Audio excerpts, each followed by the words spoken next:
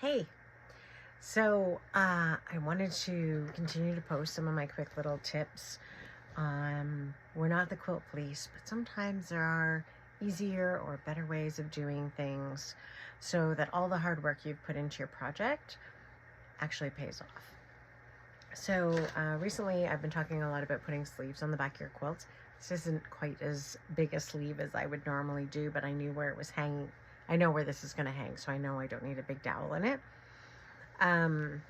But if you put your sleeve on your quilt by sewing it on prior to doing your binding, and then when you sew your binding on, you've got a nice, stable, very secure place for the dowel to go.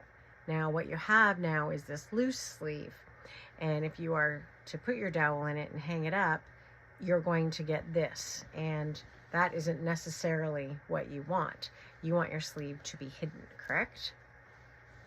So one of the things that you want to do in order to do that is to stitch the sleeve in place so that it doesn't shift up like that.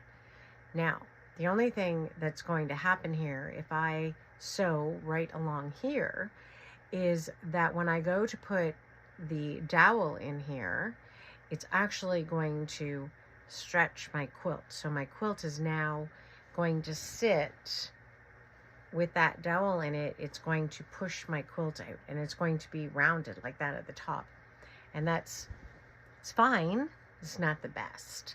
So what I do when I sew my sleeve on, and I've already got it ready on this end over here, I use the little binding clips. You can see those little binding clips there. So we use those rather than the binding clips that look like hair clips. And the reason we do this is because the binding clips that look like hair clips, they'll pop off because there's a fair amount of fabric there. So you want something that's going to have a little bit more grip and not pop off your workspace here, right? So you can see it's kind of thick. So we want to use these binding clips. We do carry them. They're by Clover. It's a staple in our shop, and it's definitely one of the tools that I would not be without. So now I've sewn sewn this all on, and I now want to stitch it along the bottom, and I don't want you stitching along here. So AJ, what am I going to do? Well, that's really easy. You're going to stick your fingers in the end, and you're going to pull up that sleeve that you've created. You're going to pull up part of it until it reaches the top.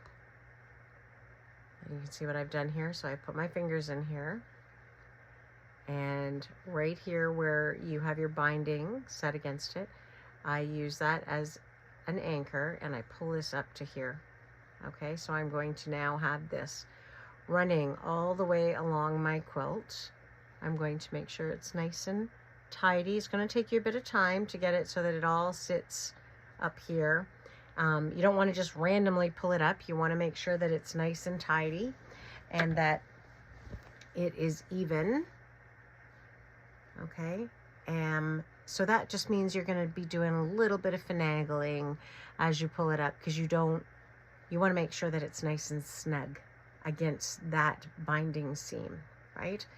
So now you can see where the fold was, and now you can see this new line that I've created.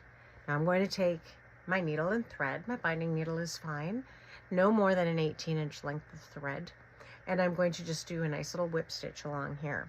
You want to make sure it doesn't go through to the front, so you just want to catch this fabric and this top layer of your backing and stitch all the way along. And if you're like me and you don't have enough binding clips, because I spread them out amongst 72 projects, once you've done so far, you'll come back, take your clips that you've removed, put them along the top here, and keep going. And then what will happen is when you let this back down again, you will have a sleeve on here that when you put your dowel in, it does not pull the fabric up and does not push your quilt out. You've created a gap now where the dowel can go, and it's not going to be seen, and it's not going to pull on anything. So have a go. See if you like it.